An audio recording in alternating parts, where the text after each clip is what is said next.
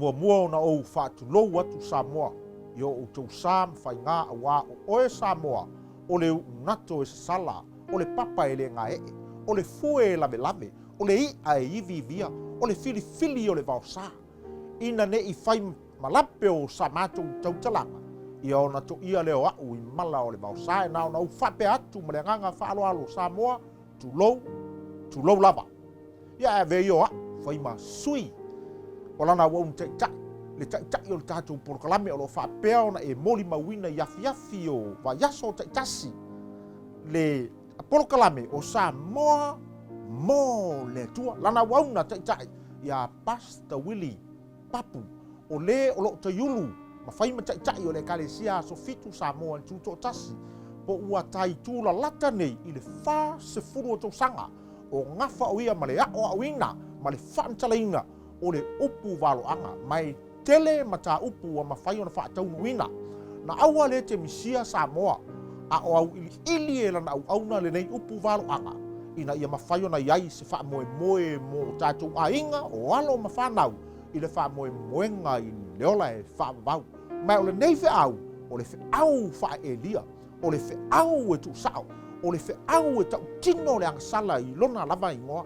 Ona mātou wasu atu leo vai maru I puenga I sou tau whina ngalo. Pe apa ia talitununga I mea tau tapo inga. Samoa e leo se wha mawalunga po o se siki o se tai no tātou vāna no whai. Ai ina ia e manino I Mea Lilo le Amio Leaga. O lo ua nā tia I tutongo le tala lei ma filo ngia I le tala leia no tātou tapa au o I le langi. Ma le ma whai ai o nā tātou I loa le tonu. O na wala au lia le ma le nganga, whaaloalo malue so tātou o tino. Le ngate I leo le kalesia e pele I le nganga. Ina ia tātou lango whaatasi e ala le I tātou moni mawina ma maita wina. O le nei upu waloanga. Whaatai le awanoa u tātou maua tātou te whaalongo ai. I nei Mea Lilo, o lo nā tia I tonu le fionga le atua awai. Sau se tai ao Samoa, e sau se aso. E wha mamanu ai aso e tasi e tāpo iai le lalolangi uma. Ona e le toi mawhai leo na whaalongo, ma whaafofonga iai. I le nei mta upu ai sea. A wai whaasa ina. Ona launga ina o le nei mta upu. I lunga o penga ta whailangi ao le awa noa wai maua. Tuli a au mai lau whaafofonga tāpua I Samoa. Ina ia mawhai ona tāo soina le tātou whainga malanga. I le wha moe I le ola e wha vau le ngatai lea. O whainga tāua tū lata mai, e a whia ai le soifua tāpuai o tātou tangata o o lo sa ili le mea tonu, ma le mea moni malamantou te talo, a ngana leile atua I lautou whaafonga, I a whaamanuia le atua, I o tātou wa inga taitas, e suafo Yesu. Amen.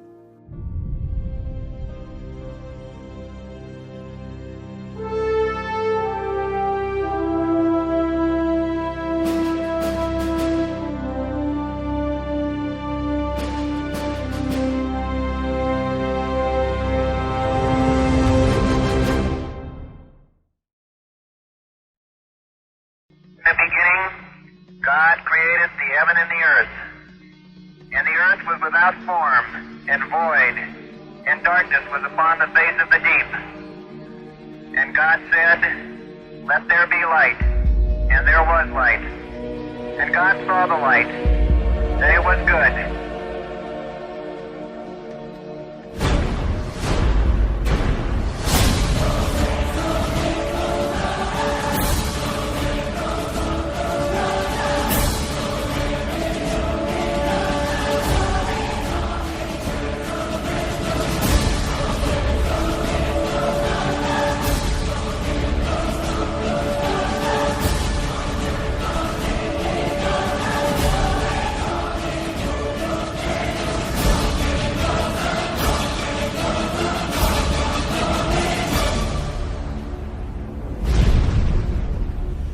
Ilirpuja leoteleja etsoja fioma Jesu. Ja oli outoa tase etsoja fioma Jesu. Ea fiomai etsoja fioma Jesu.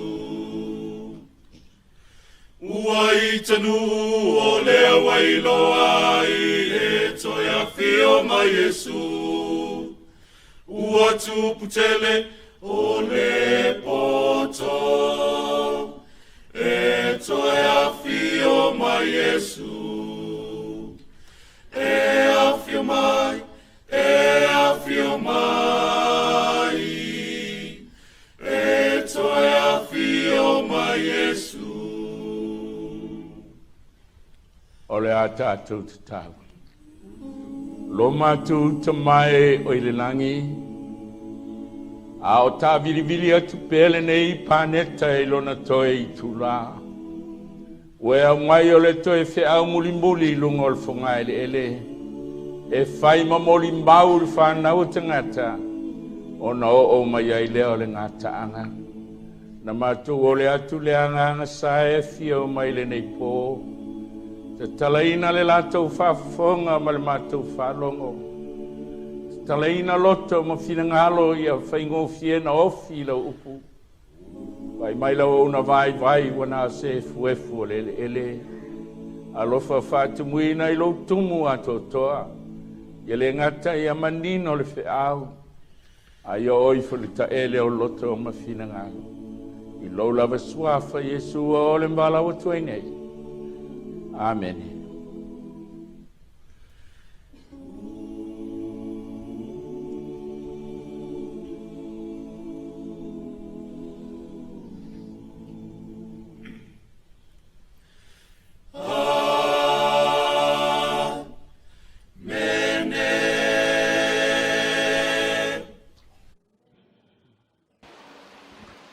Leo tua la tātou tau pune nei pō. O le Mea Lilo o le Amio Leaga. O le Mea Lilo a le Amio Leaga. Ana fai e sau satani. O le tarako tele. O ia o satani. Se manu. E fai mo fio na tātou loa ma aro ese mai ai. Peitai o liua e satani e fai ma angelu o le manalama. O sau satani le loto. O sau satani e tāpuai i le tua. O na tau le tuspaia. O le mystery of iniquity. Po le Mea Lilo a le Amio Leaga. O le ale Mea Lilo. O le auala e lilo i ai tātou. Aua ofi mai ai le fili te tonu. O le tāpuainga i le tua. Whafonga. Ma te e lu sulfā. E talai e sue tala ina foile nei tala le lei o le malo. I le atu lau uma. E whai mamori maunu uma. No o mai ai leo le ngata anga. Pe titi a SAMOA na se tongi al pintara e whawhanua. Aene, na mai ai le tua le whiau. Whiau mwhaina e whawhafonga i ai pō nei. O le toi whiau le tua e whai mamori mau. Pe te taliaina, pe te le taliaina. Ai mori mau ia te oi le aso whamasino. Palinga e sulfalo na whaupeono. Na ulofo li kasi angelu al lele il taulo to inga langi. Lewa mai tusi o whalinga al toi tusi al tispaia. Lea lava whiau. Na ulofo li kasi angelu al lele il taulo to inga langi al whiau e alu lau langi atoa. Po nei e te whalongo e lau ngangana. Po nei la e alu ia tunu utai tasi al lau langi. O le whiau e tasi. O lo alanga ina ia tunu uma. E whaima mori mau. O no o mai loa lea o le ngā taanga. E le se mea fo i le ofo ai le lual koinito le mtau pesul tas. Fau pesul wha. O le whiau whai mai e le o se mea ofo ai awa satani lava. Wali ua o ia e ia. Ma ngelu al malamalama. Whenga tuai sa ma vai tapua inga i lua. Tapua inga whapau pau le astona i pol sapati. Asfitu. Le ai.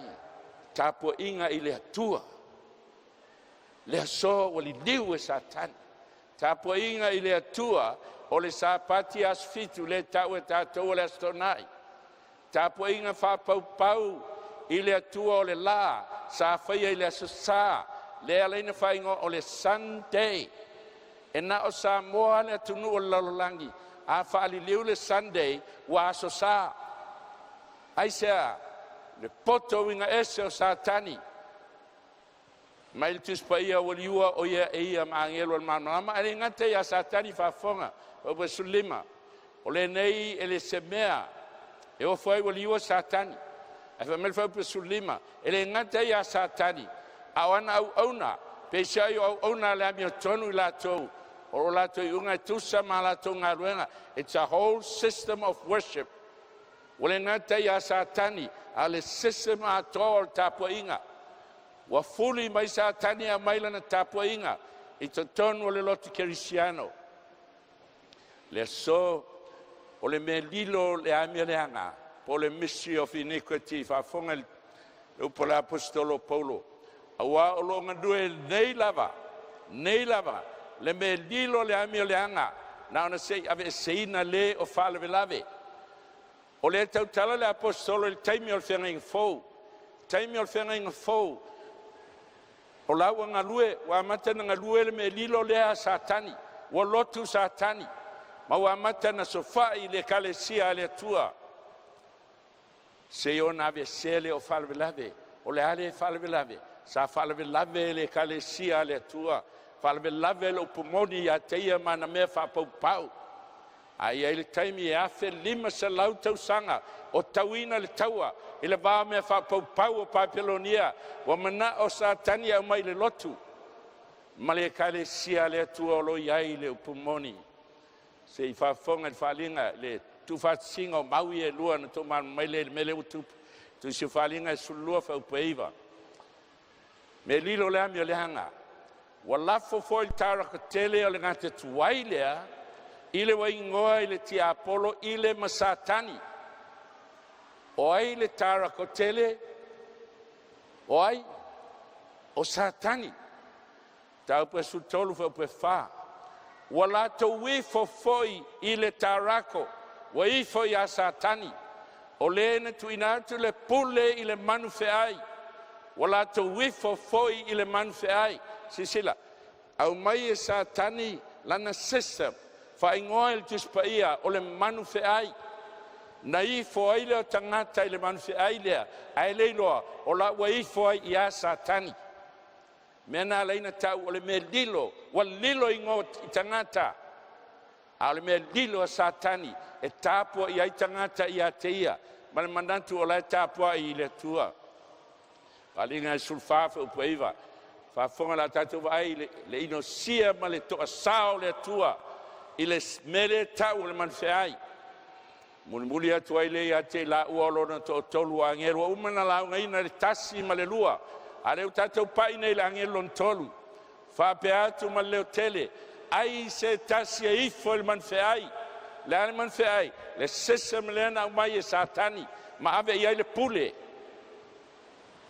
ai se tasi e ifo le manfeai malona fa tangata lua mea ele ngata le manfeai ai elo na image o le si tapua inga tai tu sa fa vai matalia le FAILAUGA i lona muaulu po lona lima o pues fulu e inu lava ia i le waina o le to sao le atua wale lingi na atua le suia SAMOA o mai le atua maua oe i le aso e fia mai e Yesu o i fo el manfeai po le fatangata o le manfeai e te inu le to sao le atua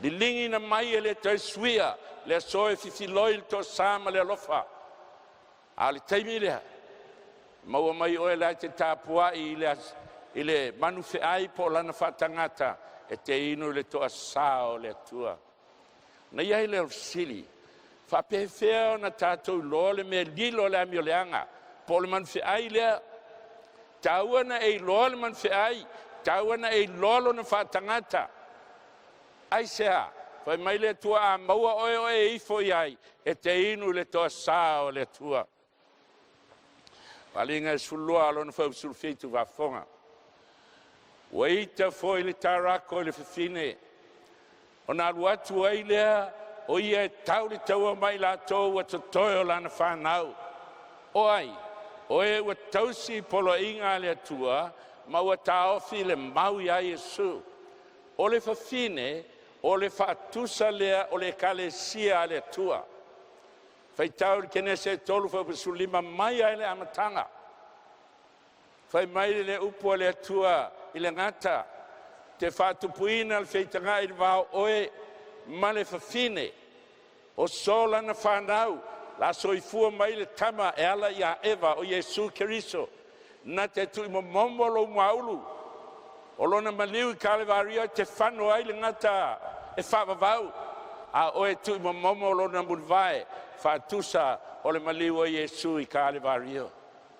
O le whawhine la, fai mai le whai unga o le whamtalanga o le history o le kalesia, kerisiano le whalinga sulua, e ita iai le tarako o le fine, o nā luatu le e tau le taua ma le fine, o le saolea, Samuel e ai, fai mai le upal tispai e latu e tau le taua, a ule ai se fine, ma e ua totoi o lana whanau, o ai e totoi o lana whanau, o e tausi polo inga le atua, ma ua ta ofi le mau ia Yesu Keriso, pe fia afe lotu I lalangi, e te vaai I e ua totoi o le whanau o le fine, la tau tausia polo inga se fulu o le atua, le ien sapati, la tau tau fia le me tau, o le mau ia Yesu Keriso, le alme alen tau o le mau, la whafonga ia il ponei, ia ko poe lua whau poe sifulu, awa se tausi tula fono uma, e anga sala se me tas, wano fo sala ia I mea uma, a whai o lau e kalesia, e tausia polo inga iwa, a soli le me tasi, e le whaitawina, o se kalesia le atua le taimi whaiu, te whafonga, e lua mea I loa aile e kalesia le atua, tausia polo inga uma se fulu le atua, malona lua, e ia te la tau, le me tau o le mau ia Yesu. No sili leisi professor I Amerika, na Amio company tele fai valele, sau e fai study, Bible study tangata I le uli. Ona sau lea, whamatala, le whamsinonga I fitu. Au sili le whamole molea, professor, o le a le me tau o le mau ia Yesu. Langon fai longa lea, o le kalesia muliburi le tua, tausi polo inga sfulu, e ala langa uma lo langi wale a ngatu la fono le tua, ale kalesia le tua, la tausi polo inga sfulu le tua. Fai professor, o le me tau o le mau ia Yesu, e fai meltali, o le mau ia Yesu, o le moli mau ia Yesu. Fai tu ea, o le mau ia Yesu, o le mori mau ia Yesu. No si ielo ia le mau lai whamtalai a whameltani al professor. Ele I olo umal malama iai. Au e te misiava ia so ia lua toe. O le atatu o ai I mea e tele I whalongo iai. A o le whi au whai ua le tua. Mo I tātou e iai le me tau o le kalesia le tua. Pea susu iai le fionga le tua. O le kalesia tausi polo inga le tua. Ia te la tau le mau ia Yesu. E peris fulua lua lu falo ia le kalesia le langi. Le ana se saa mai ia le ana pa ia le aso Pentecosto. Mo mol tolu fa sulima, o ia fa vai o le kalesia na ila lo nei. E feso lima lua le tolu lua, o le tino le kalesia, o le ulu o Keriso, a le tino le kalesia, o le atal fa fine le upu valoanga. E ia to finga fa vai o le kalesia. E feso lua fa pe lua sfulu. E atina I lunga lau apostolo ma lau profeta. Willie, o mali liu lau apostolo ma lau profeta ioe. Ma Yesu ele a ngale tino I se mea. Mali liu la tau Yesu a fio le langi. Ele a ngale tino I se mea a upu o le fionga le atua. O tu sia e lau apostolo ma lau profeta. Tu ina mai ai tātou e atia e le kalesia. E feso e fa sultasi o le suono, o iai tau finga fa vai o le kalesia le tua, e atina e ai lana e kalesia I le lalolangi. La sanga fai o le kalesia, o e o totoe o le whanau o le fine, wa umal taimi o le fine, e le toi tau satani ma se fine, e tau mai o totoe o lana whanau, o tangata e tausi polo inga, e se fulu le atua.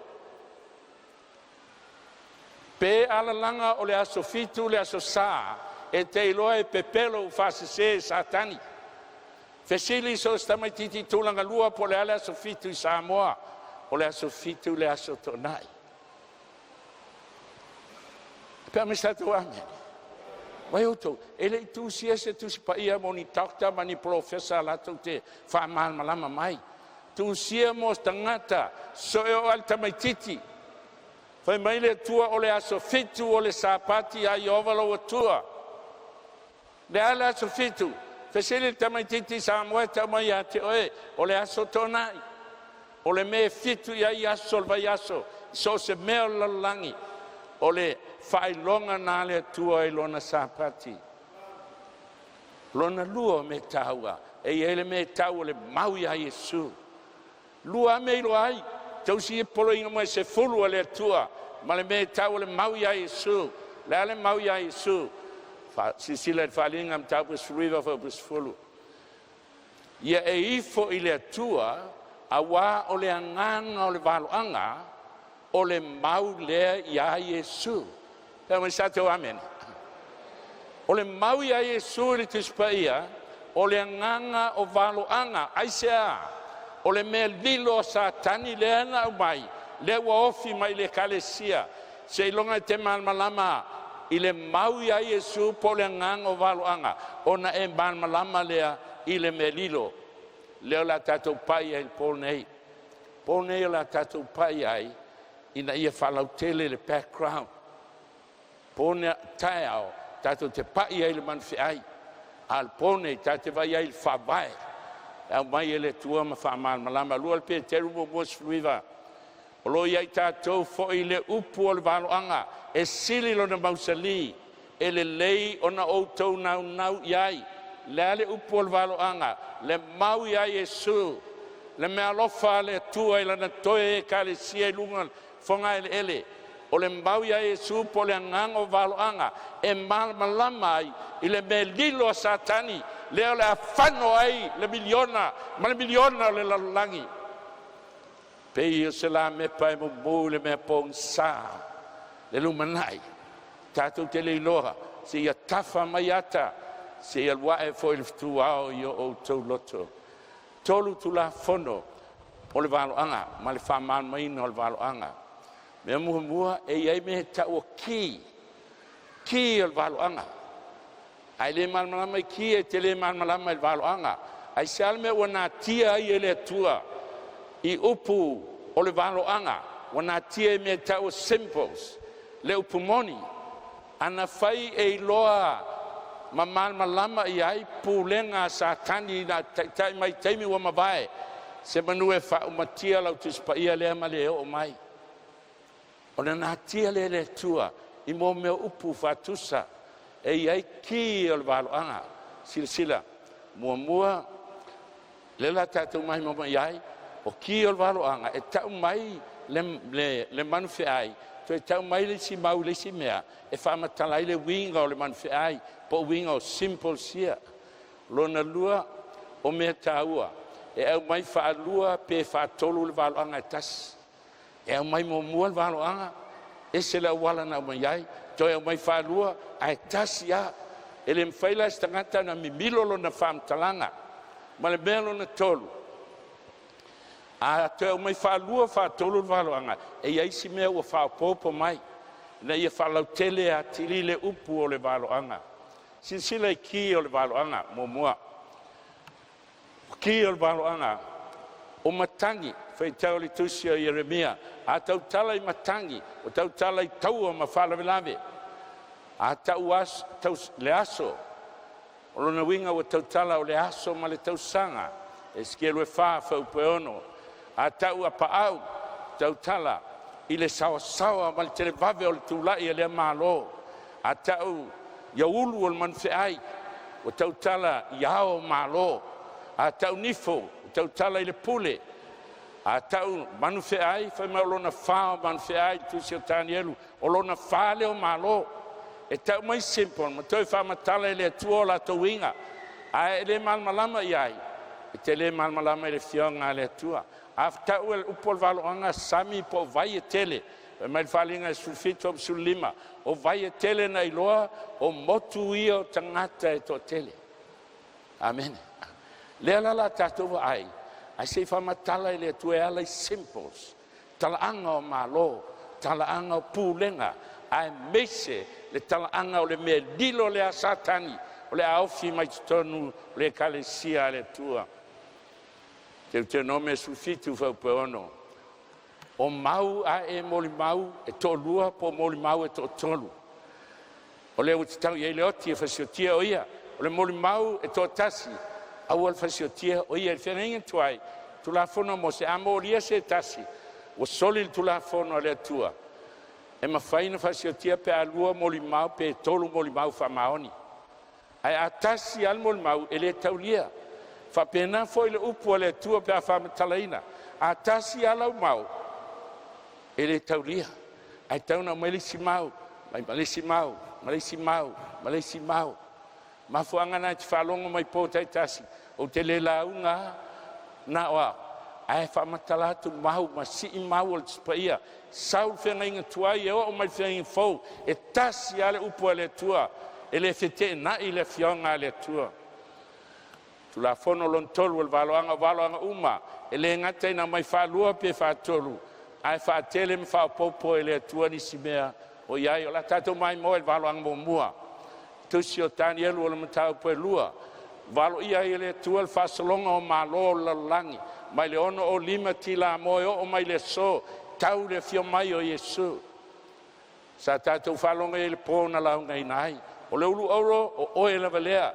Tulai mai malo papenonia, tau sanga ono o lima tila mo. Ona sole ma le fatafata la rio, le malo me tai in Persia. Tulai mai le lima toluiva se pa ia le tolu toltas. Tulai mai malo eleni, le poia vana, le apa memea. Se ol malo lo na fa, tulai mai le tau tele pina, se lau ono valu. Se pa ia, le fa se lau fituono na malepe ele malo, ma vai ina I vaenga se fulu. Na tavale mai leo le mai le fio mai o Yesu ma vese nai. Le sola na vai Europa I vai ngas fulu. Fitu malolo ia nei fa mai le tua. On po ia tupu e fa tua ia le tua le malo e fa vau. Ai tauna mai fa lua valo anga. Ele me fa in fa mania pa mai fa tas. Na vai le tani le fitu o toi mai. I was sui simples. Babylonia sa fa ngole ulu leona o sau o le ulu o le tipua tele auro, ai o Babylonia o sui mai o le leona. Me time Persia le fatatario o sui mai le urosa. Ia vana po eleni o sui mai ile na Mary o fao na ulu. Ile ni na Mary e fao ulu. A bo meo simples e fa matala I le tua le Mea Lilo le Amio Leaga. Roma lona fa malo vai alu o mea.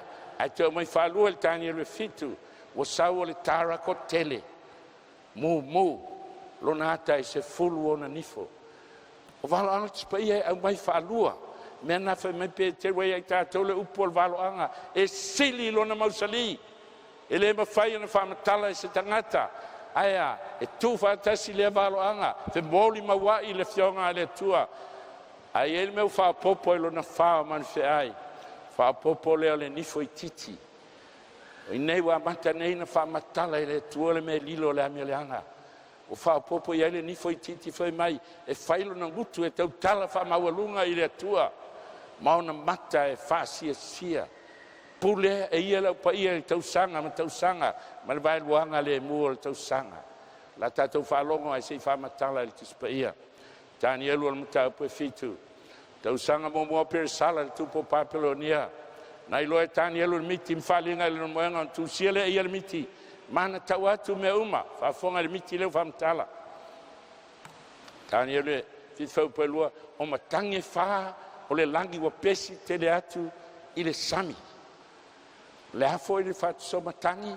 Matangi o taua ma whalave lave. Pesi atu I le sami. Whalinga su fitsu lima. O le sami po vai e tele. O motu ia o tangata e to tele. Ruinga la tulai mai malo e ala I tau ma whalave lave. Ma fia I le afe ma afe o tangata. O le a whatiotia ai ma whaumatia. Noa e lea mai le sami. O lona winga. O le sami po vai e tele o le motu o tangata. Tautala nei le mea na tumu ai malo lalangi. I Europa. tulai mai Europa malo te tele fa tu sai man fe ai fa wa ese le tasi tatou ki o valoanga vai e tele pole sami o moto tangata e to tele falinga sufitu va pa sumalima o manu fe ai fa tu so malo o le atulai mai si sile falinga sufitu fai mai le o ia tau vai na iloa lo ti ele fina teltane o nu ia ma moto tangata ma tu nu uma mangana ese ile vai taimi tulai mai ai nei malo o le vai taimi o le tumutumu o le loto i fale o Europa tulai mai ai malo la langi Amerika na intia sai tonga va na taimi a fe mai tu spaia e o mai man fe ai mai le sami po vai tele lo na winga ta te vai Europa e tulai mai ai malo Jeremia faiva toluono o te mai foi matangi fa mai tu e fala langi lunga o lama ma u fa ta pepeina ila toi tam tangi uma lei foi se nu ele o ti ai tangata e lama o tulia o matangi o fa tu so taua ma fal velave la fa ta ape ai malo ma tu nu o le lalo langi so pe tolu no ai le mai sami o man fe ai te telefa o ese le tasi o pe sufitu o ia manu te tele fai la tau o tupu ia to fa o le atu tu mai fa tu sei man fe ai o le mua o pei o se leona ia o fai foi a pa au o le aeto na va ai se ia futi e sea o na pa au le atal malo papelonia le euro tu lai mai e saumel sami Europa tu lai mai e ia ona pa au e pe o le aeto fa tu so sao tu lai mai o le malo ma fa matia isi malo a wo na futi ese ona apa au wa be ese lo na malosi ai sea si tiele lungol fo ngai ele sa fa tu ina lava yo na vai pisangata ma o fo ina ti ele lotol tangata fa matale le tuole mena tupu ya papelonia o fa mawalunga le lotolo na tupu fa peane le papelonia tele ele na o faia ilo malosi mai leo le atua wa e fa mawalunga o le bele te ai le mutia e pese povi tau sanga e fitu tupu fa mawalunga a wali ua suia e ai ana me ai o peia o le povi ai le mutia ma inana ngau sia ai le malo se yo le pol tu lai mai o tupu pel sara fa mawalunga lona loto au mai me pa ia o malu mai Jerusalema fa mai fa ia le nga pia le nga ava ai tusi va ia le papu pui tusi ai upu ele ngana e peru fa mai mene te kele o perese wa o fa uma fa tawina ele tua lo malo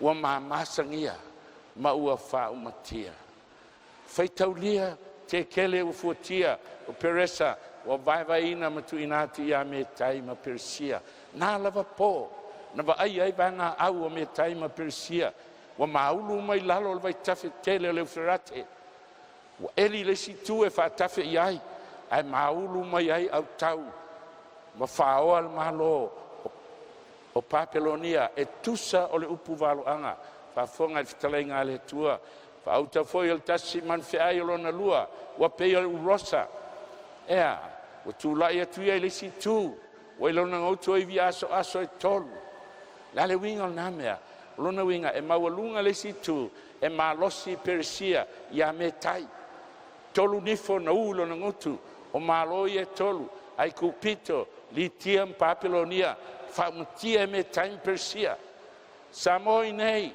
e te vai fa maonio le tua male upo al valoanga o fa tinoina le tua ile talanga o malo na valo ia le tai tu lai mai nei malo lima toluiva fa matia ai papelonia tu lai mai me time persia tau sanga tolu tas na fitau ia vanga au lua me time persia ma vanga au ale apa meo eleni tau tele i arapela ma fa matia ai le urosa ai tu lai mai ia le malo eleni take over ma malo tau sanga fitselau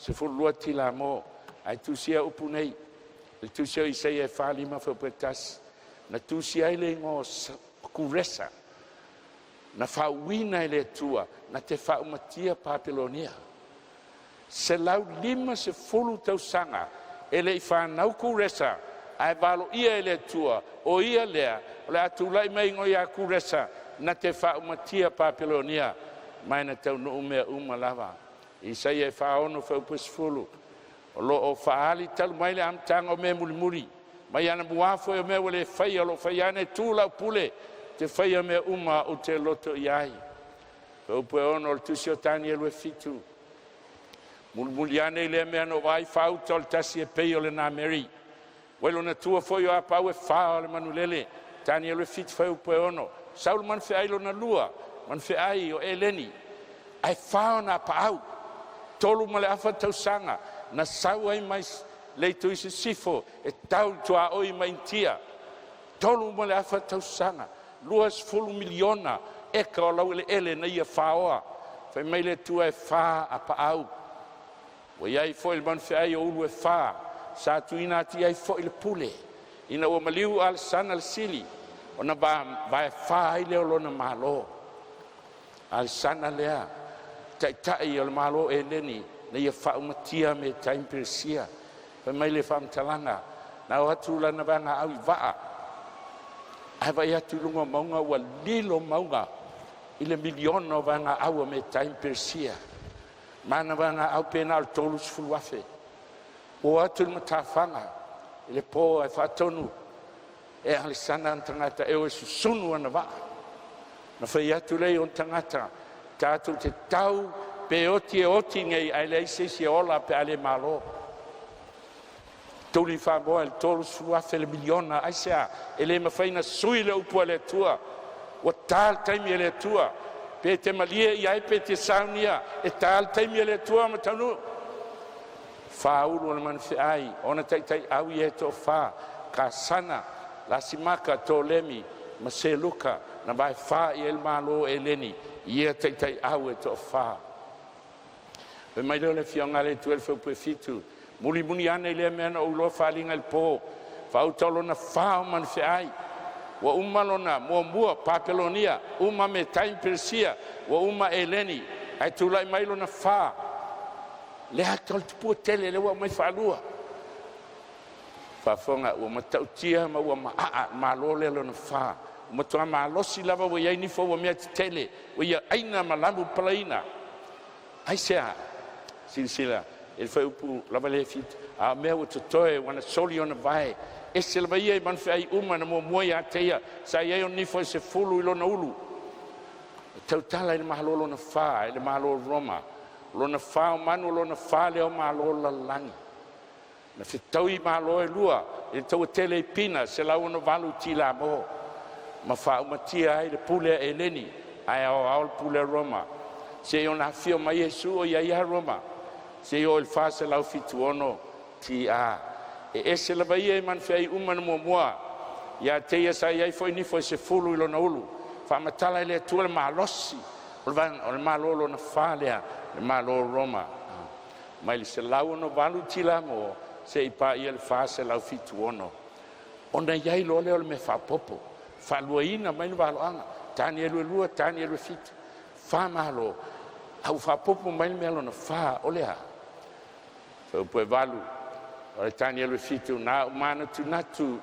inifo fa auta fo il kasi nifo titi o tupua ele ba o ia nifo se fulu nifo o man fi aile lo na fa Roma ai tupu e ile nifo titi ona fa se lea fa po valu ona fai e selea iona luma o ni foi tolu salua i tutu salua ni foi titi ati ese ni foi tolu ai tupua e aile ni foi titi foi pelo sulfa waile nei ni fo o mata e pe o mata o tangata a toma le ngutu o tautala i ufasa sili o na winga le pule lea po le nifo lea i tautala fasa sili i le tua o ai la fascino ia ile ni foi titi a tatou feitau le tusile o tani le fitu na feitau le se fulu me lo ai le wa matan faali le tua le Mea Lilo lea fai mai le tua a maua o e ifo ia te inu le to sa o le tua silsila mua fai mai e tupu mai lo fao man fi ai nunga tupu mai malo Roma ona fao man fi ai fa pe fitu man fa pe valu tani lo fitu o lona lua mai e tupu mai i te tonu ni fo se fulu e te vai ai tonu Europa e tu lai mai ai le pule lea poli fo titi lea lona tolu e muri mai tu lai mai lo ni fo se fulu na tu lai mai malo se fulu na vai ai Europa ai muri tu lai mai pule lea o lona fa e ese mai lo isi nifo ese nifo ia na mua ese ale nifo o lona lima e sili ona tele inisi uma nifo uma se fulu e tusa lelei ai sau ale nifo lea fati ese tolu ai sili atu ona tele isi nifo fa poi valu lo sful ma lusul fa na te fai ese malo e tolu le nga te lea fa upe so ai fa upe lu lima na te fai upu ile silsili ese le nga te lea na te fa umatia le upa ia ale silsili ese fa upe lu lima lo naiva e manatu o ie fali liu tau sanga po teimi matula fono malona sfulu e pule o ia le upa ia le tau sanga ma vai luanga o le tau sanga se fulu mea wa fa matala ai le tuole Mea Lilo lea ma le pule lea o le ATUA i mai na te pu lea le lalolani o le fisili la o ai la e fa sino o ia le nifo i titi tau te silafia a e su ele history e te fiu e su e se si pule e fitau i uma iai nei mes fulu e tasi ale pule ia fa fonga mai SAMOA le tunu pele o tatou wola mai e tau loala ulotu su e lo ala mama a ele o lotu oti o e oti ile lo fole tua o mai ai fe au ia e man malama o uma sole ponsa o tatou ia ile taimi o man malama e te fesili o le ale pule le ale ni foi titi foi mai le tua maua o i foi ai o te inu le to sa o le tua la tato vai me uma ia se fulu pe mata e fetoi uma nei me se fulu ia Roma a faina le iva e fetoi o le nga se le upu e le tau tala ia Roma pope ala tato vai nei me se fulu mua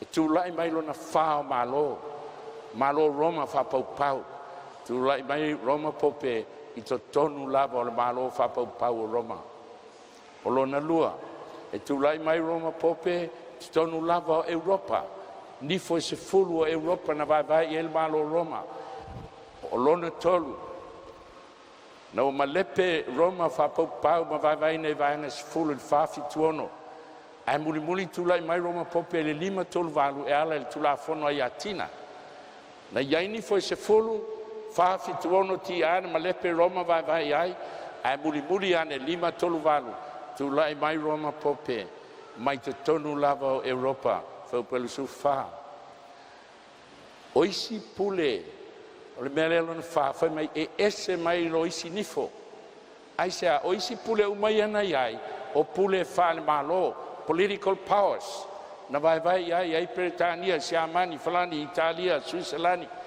Sepania o pule fa le malo a Roma pope o le pule fa le lotu fai mai le tua e ese mai i lo isi nifo te vai atu le pula i se o tau a lei ale pula i atea fa fonga mai o lo iai tangata o le atua i tutonu o le Kalesia Katoliko Roma tangata e alo lofa moni i le atua e le o tau tala le atua i tangata o la tau tala i le pule le tula i mai ai na fasi o tia ai tangata o le Kalesia Katoliko Roma e au le feitau miliona na fano ai e le na tia lai le atua ma fuanga foi na ele fai am taofi e luatu ia e malmalama a fai e te oti ai ti e lungo lo tu wai lo toto malau fanau a te le na ti ese mei ati o tau o lona lima o me tu lai mai sisila le history tu lai mai Vitilius lima se lautol valu na veai o iam pope e ala i le taitainga le taitai au o Roma whapaupau e ngoia Belisarius a apa mai le malo whapaupau whaatuina le pule le lotu ia pule ao e ese i ena mua o le ni foititi e ese ia i ena mua tani alo e fitu whaupue luas fulu o le pule wha le lotu e le se pule wha le malo e whafonga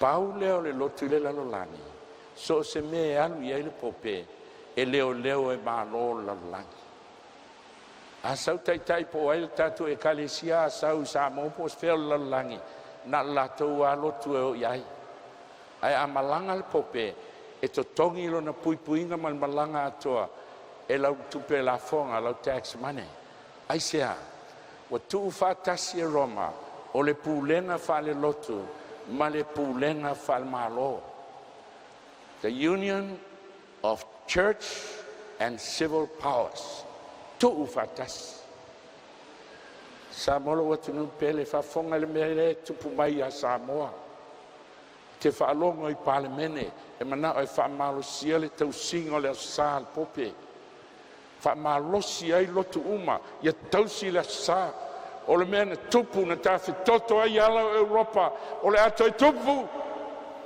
ma fuanga na wo mai e le tua fe amun buli e te fa longo i ai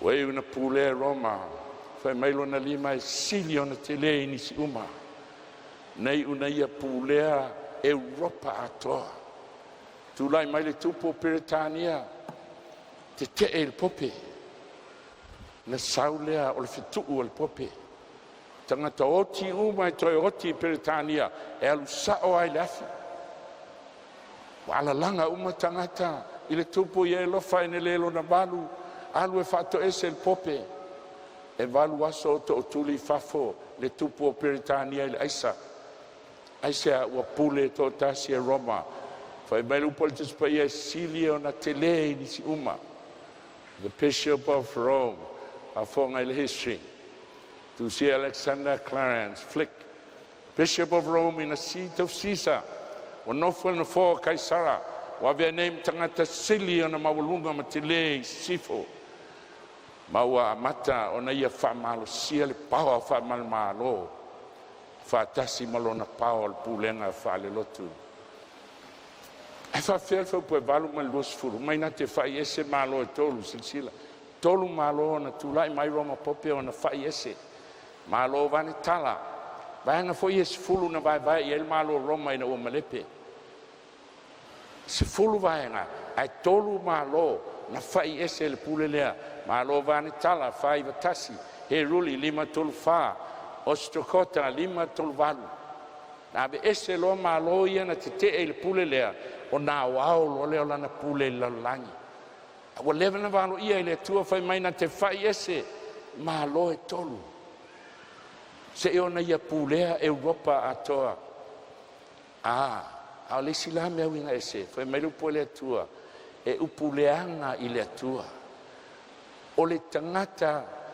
tangata e pei o oe mao ai tau tala fa sau sili i le sili ese po o le atua fa ingoa le tuspa ia le mena o le upuleanga silsila Ioannes fulu fa ue tolu tali mai utaia ia te o fa pia mai le senga luenga le ma fitongi ai o Yesu a le upuleanga wa o oe o tangata au e fai oe matua o Yesu ele upuleanga langa ele o ia stangata o ia o le atua ai so se tangata e fai mai o ia o le atua o le upuleanga le mele na ile atua po le tautala fa sa sili le atua mare ko lua fa pe fitu sa me o upuleanga i fa pele nei tangata ile atua e ma fai e ia te ai fa mangarino ang sala wana o to atasi o le atua lea ele i upuleanga Yesu langa o Yesu le atua mfai na ia fa mangalo ang sala ai so stanga taola po ai lava e fai mai na te fa mangalo ang sala o le upuleanga i le atua le melna O le tangata ai fai mai na te whamangaloina na sala. Na tātou whafonga i mol mau mai tono le kalisia kātili koroma mantu singa. Ma tu te taofi lalangi nei le tūlanga o le atua sili ese. Whamaulunga i le atua, whaoa le atua malona tūlanga. Taunu upalawa upo le tuspaia, ma whaali mai le Mea Lilo, le sanatia. Le ngate lea whafonga i le Catholic National. O le pope elena a se sui o Yesu Keriso, a o ia lava o Yesu Keriso, na tia i lalo le tino tangata. Mea na whai mei aile tua e upuleanga o whamau lunga i le silsilese, te whafonga. My two-seal complete catechism of the Catholic religion. E mawhai ea e pātele na whamangalo na sala, pe na ona ia tautino, o whamangalo ina na sala, whafonga. O le pātele na te matua whaamaonia, whaamangaloina ang sala, e tusa ma le pule, o tu inatu ia te ia Keriso, e le tuina Yesu se pule istangata ola. A whai mai lato, o abatu ia te, ia le pātele le pule, ia la whai atu ia o tau. A whai lai whaamangalo e pātele au anga sala, a o ia whaamangaloina ang sala le pātele ia. Mai tuspa ia o anga sala tangata malava, pātele pele pātele wale o il manuia. Ale ngate lelo na balu fai mai na te whaumatia le au pa ia le silsili ese. Au pa lusu lima. E whamania le tala whasolpito. Mai le 5 tolu valu. E le tasi fitu iwa valu. E ono se 10 miliona. Le mole maule a Cardinal Kippers. O pātele katinale lo pope. E ono se 10 miliona tangata o le tua. I to tonu le kalesia katoliko. O ena tu lai mai male le fefe. E tu mo le tua. Ai fasiotia il pule leale lotu. Samoa o le tau pule pole nei. E leo tau tala le tua iona tangata. E tu lai mai tonu le kalesia katoliko Roma. O toa le tua. E le fefe o lotu. E leo tau tala le tua i tangata. Lau tau tala le tua i le pule. Na fasiotia i la tau. E ngate i lewa mai e pule le tausanga ma tausanga. Vai luanga le mua le tausanga. Tausanga faltus pa ia. Tolu se lau ono sfuluaso. E mai leo le fionga le tua i e fai tau o le aso ma le tausanga. Tolu se lau ono sfulu. Tausanga. Ma tausanga. Lua tausanga. Fitu se lau lua sfuluaso. Po tausanga. Ma le vai luanga le mua le tausanga. Afa o le tausanga se lau valu sfuluaso. Po tausanga. Fa popo fa tasi na pule au ma pope mai le 5 tolu valu ti a ina ua fa matia le malo ostrakota na ia pule au ai le langi se o na pu e fa tanga tau pope piono tau sanga tasi fitu iwa valu ona mai lea ona sawanga le kalesia Roma siliatu na tele le toto masaa le sala I lo so sesi lotu po so sesi malo na tu lai mai whanau a tangata.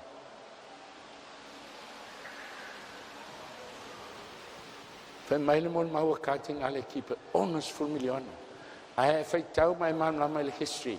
So se tu si tala protesano e la talata I le 2 miliona tangata. Tangata o le tua na fasiotia e le pule lea. Ona e ita lea pe a watu whiau, ai te le malama. Le mafuanga wala intu sia il tuspa ia. E le ngungu le tua, whai tau miliona o lana whanau na whaumutia. Whafonga il molmau al tustala protesano. History of rise and influence of the spirit of rationalism in Europe. Molmau lea al tustala kirisiano. O le nafe sili, e le aise protesano e malmalama le lei le history na te fesilingia le fai tau miliona e o le 2 miliona al molmau anisi tustala tatou la il melo na iva ilo ai le pule lea po le Mea Lilo le Amio Leaga e manatu o ia e whaalileu I tausanga ma tausanga le umio lana pule whafonga le kenese mo fa pu fa ngoi le tual mal malamo le ao ai whangingo le fiafi o le pō. A fiafi maltae au o tasi le aso. Ai whamairu pol tuspa ia. Tusa le aso e tasi, male tausanga e tasi, e skeru e whaa whaupe ono. O le ale taimi o suia el pope. O le taimi o suia, o le aso le tua e amata i le ngoto le la, le vitiko e lufu tolu lua, e tau le ngoto le la o le siaso. A le ale aso o suia el pule lea. O sui mai le sefululua i le pō, i le sefululua i le tasi pō, o le fasi pō, au atoa, ma le fasi pō. Sui e le lotu, sui e le pule lea. Whafonga le upo le tala fasolpito. The Pope has power to change time. E iailana pule sui ai taimi. Ma whalea ngā ina tula fono, e o tula fono le tua. And to dispense with all things, whalea ngā ina mea uma mawe sea. E o lava, whafonga, I precepts po tula fono kiriso. Wa pule atu le pope, ia Yesu. Suia so se mea mana o ai. Mea nai whai maitis pa ia o le whailonga le tua sāpati, suia ia la sā. Whai atu I tangata oane o tau stai le tua, au stai mai la pule. Le ua folo ai la langi atoa. Ai le mana o le tua e oti ngu la langi, lango lai ai on tangata. Lai on tangata I tono lo pope, lai te tono le metesi la mosa, lai tausi a sa ma le leiloa. A whana mai le tuale, umal taimi lo nu ue o tau o ese, o lo sau mala to sa e whano ai la tau, ai se ai te oti ai ma oe. Tono al karisimo, a onga le kalisia katoliko, whafonga, wa whalea ngai nai le polo inga e lua, wa ave ese, Whai mai manatu li diu tula fono masuia, e ale polo inga e lua, aua e te ifo I tupua. A whapea me utu, wala tu nei whatonunga ifo uma I le atua whapau le la. O le sun, S-O-N, sui e ifo, le sun, S-U-N, sui e ifo I le sun, S-O-N. Mena te vai ata tuai o Yesu, e iai le pupula, whapea o se pupula, a le ato le la. Sa ifo I ai, lea li mai le beleo le altale, le ata o le la, sa tapua I ai, e iai tupua whapau pau, te tono whai sa whapau pau. Mai o le ale mea la whai nei tupua, whai mai polo inga e lua, au e teifo I tupua, sui, whakerisiano ina, e le toe ase tati oe le atua o le masina, le amariel tina o Yesu. E le toi tamusa oe, le atali o le atua la, le avea oe ma Yesu Keriso. Fesui ai, le tau o le wha kerisiano ina, mai whai o tau o mai Samoa o tātou anganuu, pua ai amo I tonu o le whaisa, wha whiana whai nei mea inosia, ai whai a wha kerisiano ina, o mea wha pau e mai tonu o lotu. Samoa le ngulo mutu, Tele manao e oti ngulo watunu. Tu sapo te oti ai. Ai e whalaina lo watunu I le ola e whawau. Whale au ngā polo inga e lua le tua. A whanga le upo le tuspai e whata o te tolu sfulfa pue ono. Au e te whapopo se upu I ana fionga. Au te whapopo se upu e tasi le tuspai e. Se upu no mai nei upu. E whapopo I nātu e le atua I ateia, o mala o tu sia I le nei tusi. Sui e le tangata, sui le aso, sui le taimi, sui tu la fono le atua.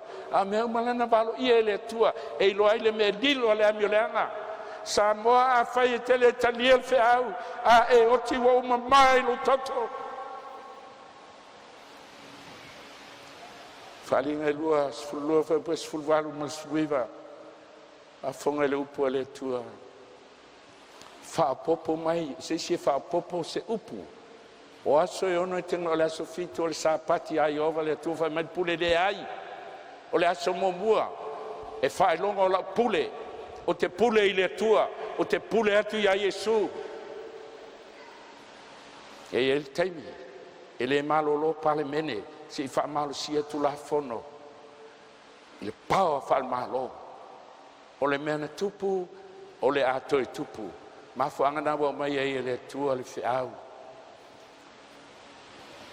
le ngata ilea palinga lu fulua va suval suliva ai se tasi avesse se upu i upo le nei valo anga avesse ina le tuolo na tofi le tusi le ola male ai paia ma me o tu sia le nei tusi o lona se fulu o me te iloa ai e pule o ia i le au paia i le tausanga ma tausanga ma vai luanga le mua le tausanga ale na famtaleina o le tausanga faltus paia tolu se la uono sfuluaso ma tausanga lua tausanga tolu ono sfulu fatele le lua ufitu lua sfulu ma le vai luanga le tausanga afa tausanga afa le tolu ono sfulu se lau valu sfulu afa popo fatasi o tolu ma le afa tausanga pe afe lua se lau ono sfulu o tausanga e tu salo upol tispaia fai tau e tusa o le aso ma le tausanga amataina le pule le lima se lau tolu valu se pa ia tasi fitu valu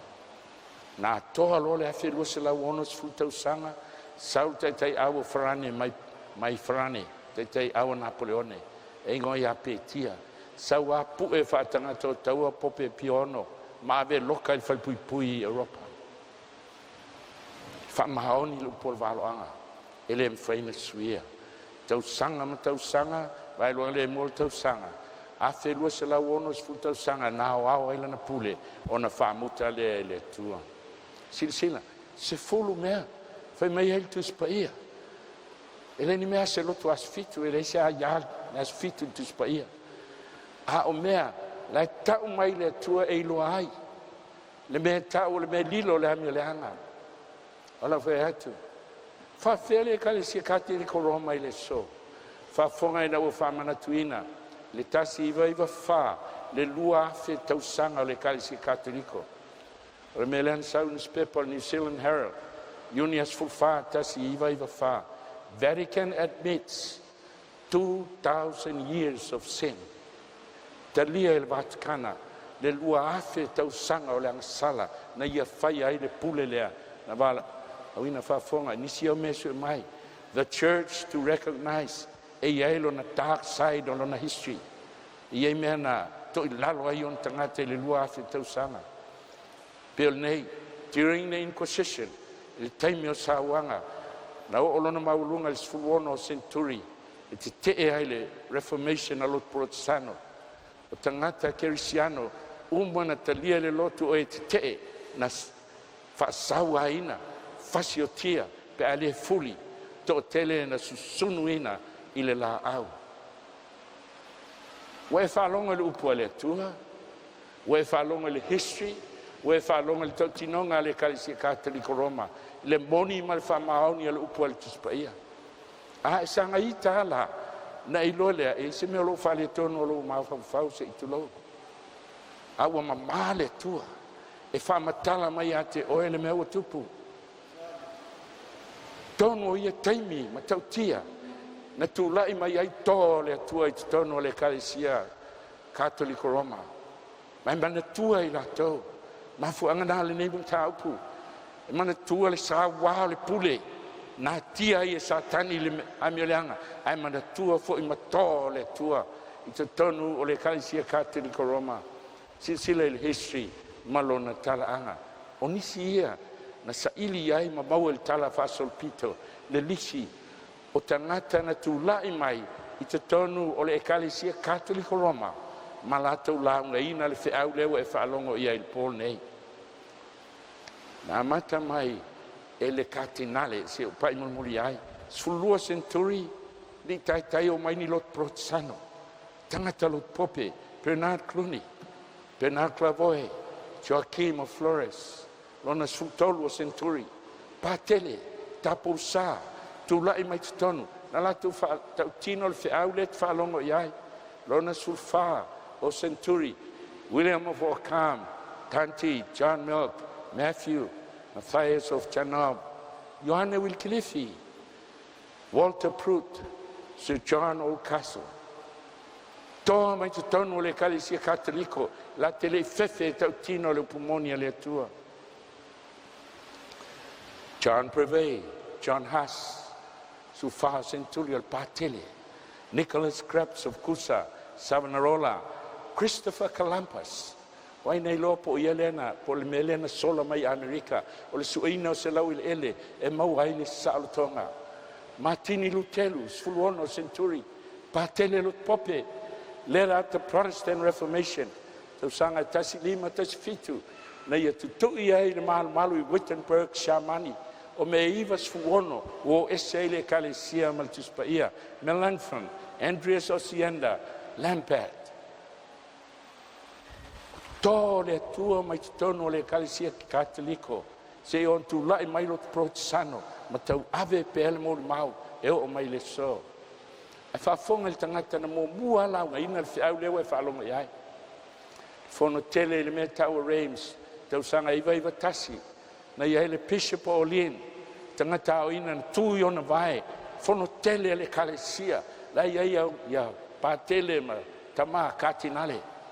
Awana upu ia na whai le awhia, o le asa au tau silsila tamapa ia, o le pope le nofo ilo nofo alii, ma ofu mumu ma le auro, o ia o le antikeriso, o lo nofo il malu o le atua, fo linga mai e pei o ia o se atua, e ma a e pei o se whaatusa i tutonu o le malu, a e fesili atu iai, e sili aina e fesili sa maa. Katinai, o le kalesia katoliko, a e le fefe o iloti, na iei lo le leilo na iunga, e lau le fifi e susonu ai, tangata o le atua e le iloa fefe, e usitai le atua e o iloti.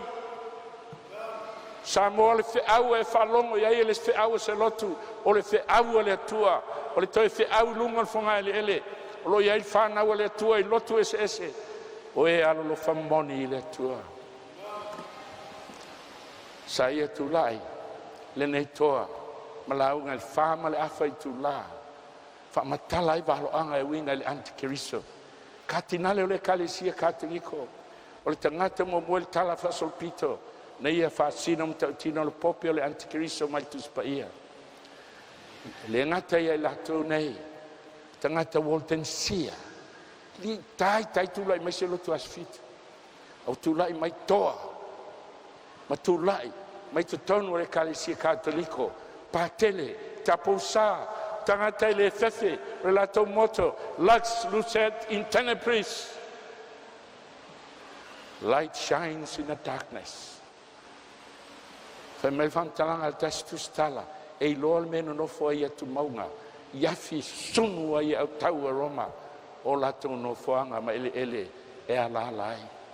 Fa launga falinga sulua sutasi fa fonga, au lato manu malo, ya teia ona o le totol tamai mamoe, ma le upu le lato mau. O lato le fa pelepeleina foi lo lato wola, wo le oti, tele matua, i fale tusi ai mau o tuspaia, a wina atu ma lato fa nau de ai, fa tau kapisi, fa longo pe estasi e fia fai tau se mau o tuspaia, ave il fa spepa, tele matua le toi foi mai fa nau le fiafi, a fe mele mol mau o tuspaia le fa pele o lato wola, e o loti, le ue mamla manel mafuanga, wana tia i ele tua le puvaloanga i fatusa. Ana malama i ele pule lea, ele o mai lau tuspaia i ate oe mau. No mana o le fai u tusi o tani elu, sfululua alo na fai upe fa. Tila mo e lima sa lau tol fa. A oe tani elu e. Ia e pupuni o ia upu. Ma fa mau fa ilunga ina le tusi o tani elu, se io o io na pole unga. Ai sea, o na pole unga le ata tala ina il walo anga, leo ma faina e fa longo i ai le so. Fa fiana ilo o na pole unga fi taustilia i tangata e to tele, e tupu tele fo ile malama. Se lau tau sanga na te anei, o suia Samoa. Ai sea, tu tele il mamamo e university Le ngata I Samoa lalangi atua. Te meo kirisimasi te mantuaso e tasi valele le masina. Fa mawai le tofua ma le matua. I lunga le wafu e peo le oti. Pe fa mawai ma le tangata e alu Niusila e leto e feilai. Ai ale so. Le luato valele pe I halpas. Latu sa sau le watu sa. O tato iai ona pole I unga. Mafu angana e fa longo ai le tala le lei. Mafu angana e fa longo ai le fe au pole nei. Fai tau wafe maafe tālalo whāduina I la venga le fe au. Ina I ola Samoa. I ola Samoa malu ainga. I le aso e fio mai ai Jesu Keriso. Pole nei Samoa tasi a le tatou ola. Nao Jesu Keriso. Nao ia na maliu mo oe. Ele maliu se lotu mo oe. Wafio Jesu le langi. Wala langa umalotu Jesu, Jesu. Alfisili. Mata usitai I le fionga le tua. E usitai le tusipaia. Le fionga le tua. O ina mai le tua la na fionga. Foi mai e whaalongo a uma moe. I lo leo. Malato o mai ai. Tala ina foi le nei tala le lei o le malo I le atu lau uma.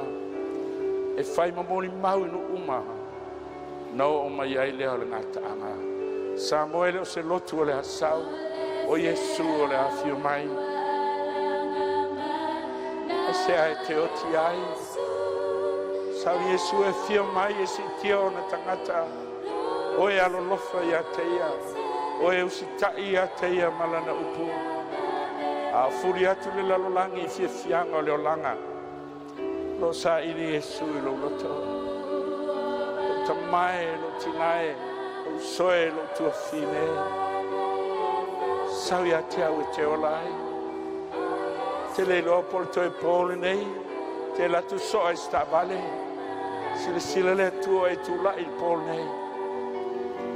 Te lia le upo Jesu. Wala au Jesu mo oe. Mo e lo uso, mo e lo tama. Kale vario na futoto ai le ni faola. Mo le mau Jesu o le mele na usau ai lalangi. Ina iau mo le mau le upumoni. Wala au Jesu mo e lo tofi na Samoa. E o la famba. Kale vario. Na maliu ai le alo e totas. Te mai maha mohe le tua o fisia. Onolo na alofa. Ia te oe maha. O sau le afi. Le sau lie le tua se afi mo oe malau whanau. Sau lie mo satani mana au. E awhai e te oti ai. Te oti anol whamaulunga o lo woto. Te oti anai te lefia toi lalo I le upu le tua. Wala au e le sua lo nuu. Paule nei la iei whanau le tua I lotu ese. Tangata e alofa moni I le tua. Au na latou whalongo le whiau e le mwhai se lotu. Le mwhai se mea na tau fia.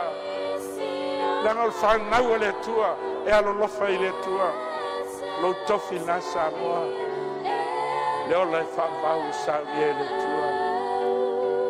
Kare vario. A te tongi ai. E le alo le tua. O lau tike. O le right. Te unu whale I le langi. Malou a inga. I le aso e fio mai ai oia. Te se tase fia tu lai au te ni tala. Lo matou tamai o I le langi.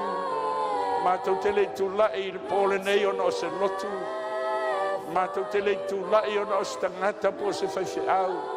O matou tu lai o no o Jesu. Matou te fia iai ma oe I le ola e whavau. Matou te fia iai ma oe I le nuuna e whetalai e te alu ai e te toe sau.